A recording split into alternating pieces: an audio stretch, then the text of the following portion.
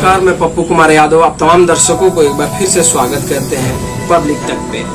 राजनीतिक सफर में एक और कहानी के साथ हम आए हैं आपके बीच में।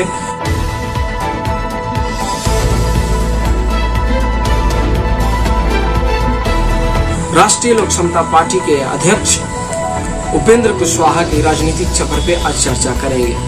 तो चलिए चलते हैं, उनकी जीवनी से कुछ बातें लेते हुए राजनीतिक सफर में हम लोग प्रवेश करेंगे।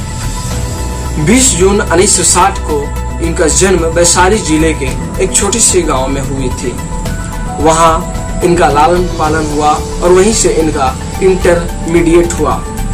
डॉक्टर भीमराव अंबेडकर यूनिवर्सिटी से इन्होंने ग्रेजुएशन की। इनकी राजनीतिक पारी 1985 से शुरू हुई, या कहें तो 1985 में इन्होंने राजनीतिक में कदम रखा। 1985 में ये युवा लोक दल के महासचिव बनाए गए और 88 में इनको राष्ट्रीय महासचिव बनाया गया।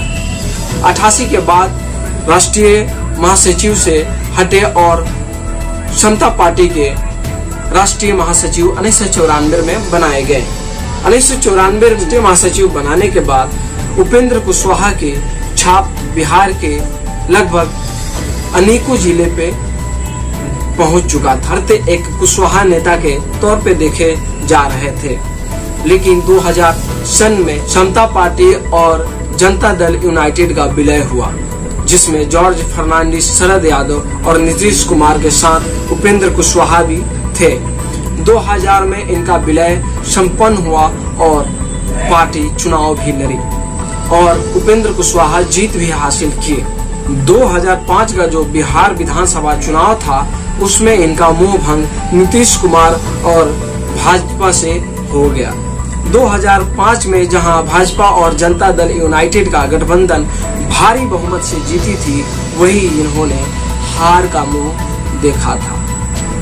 यहां से गुस्से में तमतमाए राष्ट्रीय लोक समता पार्टी के अभी तत्काल अध्यक्ष और उस समय के जनता दल यूनाइटेड के नेता के तौर पे उपेंद्र कुशवाहा ने पार्टी से किनारा कर लिया। अलग होकर के अपनी पार्टी का गठन करने का मन बना लिया था, लेकिन कुछ टेक्निकल प्रॉब्लमों के कारण उनकी पार्टी की सक्रियता नहीं बढ़ी, या कहें उनकी पार्टी का गठन नहीं हुआ।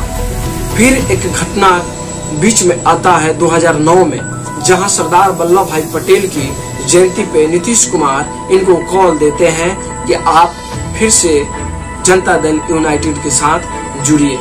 फिर उपेंद्र कुशवाहा का रुख जनता दल यूनाइटेड की तरफ होता है और 2010 में वो राज्यसभा से सांसद चुन के जाते हैं। 2013 तक आते आते वो जदयू में ही अपनी ताकत दिखाने लगते हैं, क्योंकि वहाँ नीतीश कुमार के सामने रखते हैं कि कुर्मी वोटों की जो फीसद है 2 से 3% है और हमारी जो जाति है कोयरी, उसका फीसद 5 से 6% है। तो हमारी जो है इसमें मान सम्मान और अधिक होनी चाहिए और हमें एक कुशवाहा लीडर के तौर पे पार्टी को पेश करना चाहिए।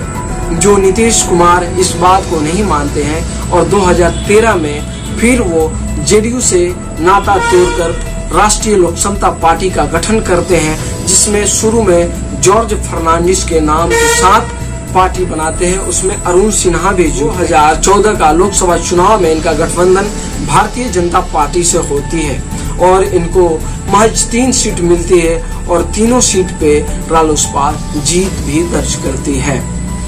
ये जीत दर्ज करने के बाद वो नीतीश कुमार से आगे निकल पड़ते हैं, क्योंकि 2014 में नीतीश कुमार की महज 2 सीट आती है और नीतीश कुमार वहां इस्तीफा दे देते हैं बिहार के मुख्यमंत्री पद से और महादलित चेहरे जीतन राम मांझी को मुख्यमंत्री बनाते हैं। ये घटनाक्रम चलते रहता है और नीतीश कुमार फिर एक बार लालू प्रसाद यादव की तरफ मुड़ते हैं और 2015 में महागठबंधन बनाते हैं और उसका चेहरा भी नीतीश कुमार होते हैं और चुनाव में जीत भी दर्ज करते हैं। नीतीश कुमार से नाराज उपेंद्र कुशवाहा भाजपा के साथ बने रहते हैं, लेकिन 2017 में फिर एक ऐसी घटना होती है कि महागठबंधन से नीतीश कुमार अलग होते हैं और एनडीए के तरफ रुख करते हैं। और एनडीए में जब नीतीश कुमार जाते हैं, वहां उपेंद्र कुशवाहा एनडीए को छोड़ करके बाहर आ जाते हैं। नीतीश कुमार के एंट्री के बाद उपेंद्र कुशवाहा अपने आप को वहां राजनीतिक तौर पे महफूज नहीं देखते हैं। उसके बाद से उपेंद्र कुशवाहा फिर 2018 के आखिरी महीनों में महागठबंधन में शामिल होते हैं और 2019 का लोकसभा चुनाव महागठबंधन के साथ लड़ते हैं। वहां भी इनको सफलता नहीं मिलती है। वहां नीतीश कुमार और बीजेपी की पार्टी 40 सीटों में 39 सीट दर्ज करती है, वहीं उपेंद्र कुशवाहा के साथ महागठबंधन मात्र 1 सीट पर जीत दर्ज करती है।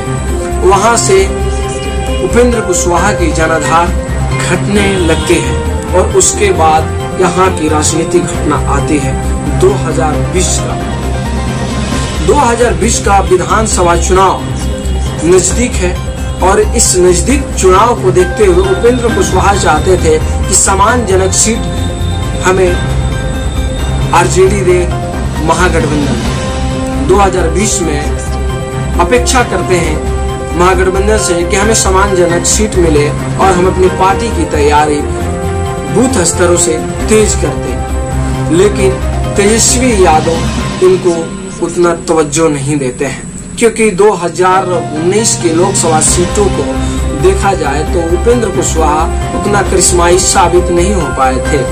उसके अनुसार राजद इनको कम से कम सीट देने की कोशिश कर रही थी, वहीं उपेंद्र कुशवाहा ज्यादा से ज्यादा सीट लेने की कोशिश कर रहे थे। साथ में इनके मन में उप मुख्यमंत्री का दावेदारी भी था, लेकिन वहां कांग्रेस एक बड़ी पार्टी के तौर पे आरजेडी के साथ सहयोगी दल में है, तो ये बात बनती नहीं दिख रही थी। फिर उपेंद्र कुशवाहा के मन में ये अपमान सा लगने लगा कि हम उस पार्टी को छोड़ करके आए और आरजेडी को मजबूती करने के लिए काम कर रहे हैं दिन रात, फिर भी हमें आरजेडी इतनी तवज्जो नहीं दे रही है। फिर जब हाल ही की घटना में देखे तो अभी सुनील अरोड़ा या कहीं चुनाव आयुक्त ने अपनी डेट फाइनल किए, उसके पहले वो सीट को लेकर के बातें करना चाहते थे, जिसे तेजस्वी यादव 1 सप्ताह से लगभग कहें तो रघुवंश बाबू के निधन के बाद से ही बात करना सभी पार्टियों से बंद कर दिया। ये देखते हुए उपेंद्र कुशवाहा सोच में थे कि हमारी पार्टी की दिशा किस तरफ जाएगी। ये देखते हुए उपेंद्र कुशवाहा महागठबंधन से एक तरह से अलग हो गए और महागठबंधन पे दबाव बनाने की भरपूर कोशिश कर रहे हैं। और वहीं उनकी पार्टी बीजेपी या कहें एनडीए के गठबंधन में जाने के लिए अंदरूनी बातें चालू भी कर दी है। भूपेंद्र यादव से उपेंद्र कुशवाहा मिले भी थे, लेकिन बात नहीं बनी।